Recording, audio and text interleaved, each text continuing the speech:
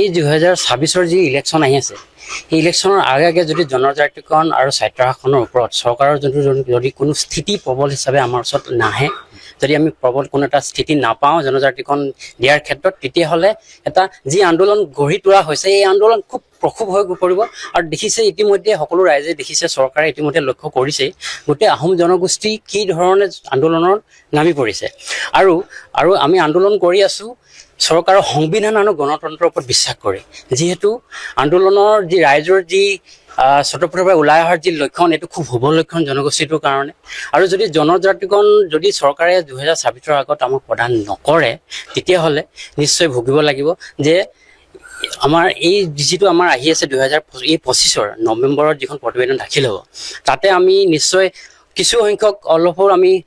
ক্ষীণ হ'লেও সম্ভৱপৰ দেখা পোৱা গৈছে যে চৰকাৰে হয়তো কিবা উচিত ব্যৱস্থা ল'ব বা আমাক কিবা পজিটিভ ৰিজাল্ট এটা দিব।